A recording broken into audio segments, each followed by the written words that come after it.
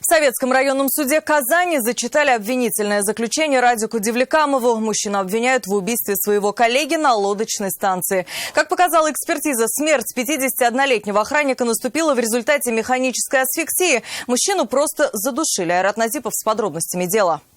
Не были проведены ряд экспертиз, то есть не были взяты, анализ крови у обвиняемого, например, на состояние алкогольного наркотического опьянения. Дочь убитого мужчины, признанной потерпевшей, недовольна ходом расследования дела. Тело ее отца в начале июля минувшего года обнаружили на лодочной станции на улице Торфяная. Он там работал. Подозрение пали на его 51-летнего начальника Равиля Девлекамова. Неизвестно, и также подтверждается свидетельскими показаниями о том, что на лодочной станции было видеонаблюдение. После совершенного убийства обвиняемый срезал все провода, похитил блоки, которые, скорее всего, записывали все это, и утопил. В материалах дела имеется информация, также свидетельские показания о том, что помогали скрывать следы преступления сын, которые прятали одеяло, подтирали следы крови, его любовница. Впрочем, по этому делу обвинений больше никому не предъявили. Сам же задержанный вину в убийстве признал лишь частично. Уверяет, что просто спасал свою жизнь. На почве внезапно возникших неприязненных отношений Девлекамов задушил Лапшова.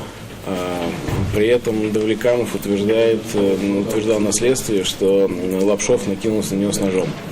И это была самооборона. Соответственно, следствием было доказано, что это было убийство.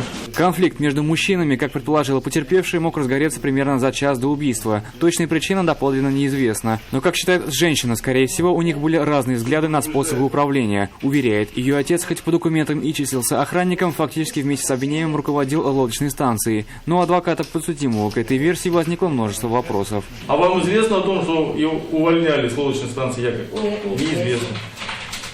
А вам известно вообще, кем он официально там числился? Официально, насколько я знаю, охранником. А насколько вы знаете? Вы документ какой-то видели? Приказ о принятии на работу или трудовую книжку? Или ваше предположение это только? И с его слов о том, что он, по документу он устроен то ли на охраннику, то ли... Вы документ видели? Нет, со слов я давление не оказываете? Рассмотрение дела сегодня пришлось отложить. На заседание не явились свидетели. Следующий судебный процесс назначен на 2 марта. Айрат Назипов, Наиля Абдуллин, Вызов 112. Это лучше увидеть. Все выпуски «Вызова» на нашем сайте и на YouTube-канале ТНВ.